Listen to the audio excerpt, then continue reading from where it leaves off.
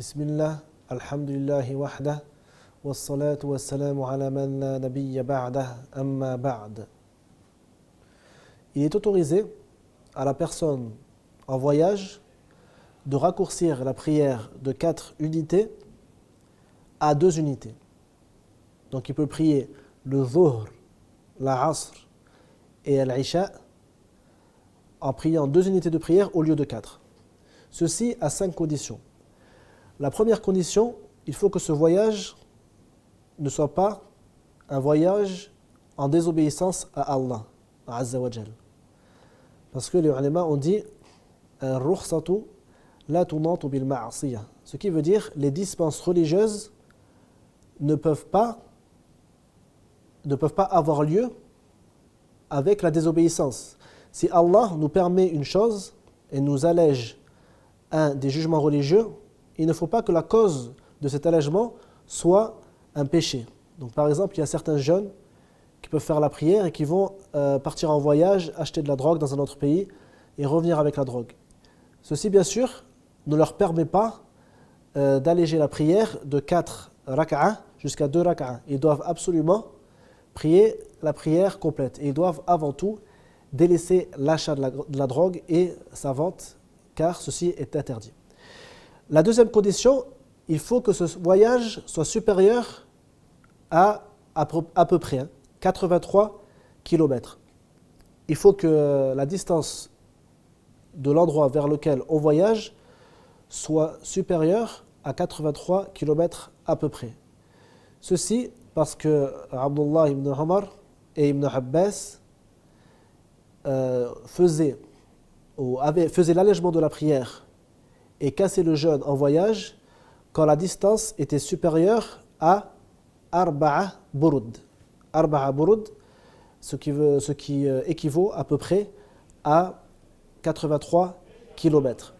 La troisième condition, il faut que la prière qui va être priée ne soit pas le rattrapage d'une prière qui avait eu lieu lorsqu'il n'était pas en voyage. Par exemple, une personne a délaissé la prière du Dhuhr. Le lendemain, il part en voyage. Il se souvient qu'il n'avait pas prié le Dhuhr la veille. Il ne lui est pas autorisé de prier le Dhuhr alors qu'il est en voyage.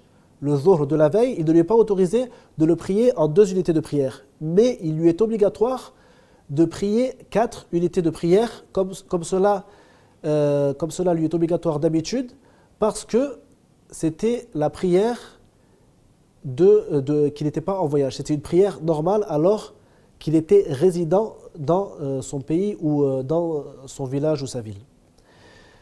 La quatrième condition, il faut avoir l'intention, au moment où on dit takbirat al-ihram, le premier takbir, il faut avoir l'intention de raccourcir la prière. Si on commence la prière sans avoir l'intention de la raccourcir, il faut absolument la compléter 4 unités de prière. Et la cinquième condition est le fait de ne pas avoir un résident comme imam. Si on prie derrière une personne résidente qui prie 4 unités de prière, on fait comme lui, on prie 4 unités de prière. Car Abdullah ibn Abbas radiyallahu anhuma a été questionné à ce sujet et il a répondu tilka sunnah, ce qui veut dire ceci est la sunnah. Et ce hadith est rapporté par l'imam Ahmed.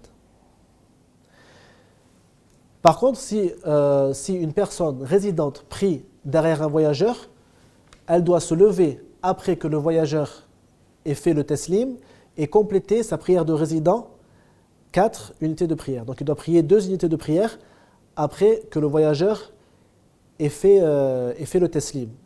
Ceci car le prophète, sallallahu alayhi wa sallam, alors qu'il était à la Mecque, il est resté 18 jours à la Mecque et il priait donc imam pour les gens.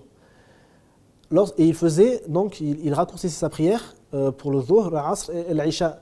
Et il disait, après avoir fait le taslim, Ya ahl al-balad, atimmu salatakum, fa inna qawmun safr. Ça veut dire, ô gens qui habitez ici, complétez votre prière, car nous sommes en voyage. Il est autorisé aussi de réunir entre le Dhuhr et la Asr et entre le Maghreb et l'Isha lorsqu'on est en voyage. Par contre, la prière du Fajr est faite à son heure. On ne peut pas la réunir avec une autre prière en voyage.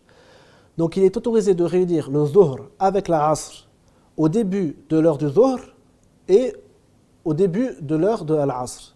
C'est-à-dire à n'importe quel moment, en vérité, du Zuhr jusqu'à l'appel à la prière du Maghreb. Donc on peut réunir en avançant une prière ou en reculant une autre. Et ceci est la même chose pour le Maghreb et l'Isha. On peut réunir le Maghreb et faire directement après le Maghreb et l'Isha au début de l'heure du Maghreb.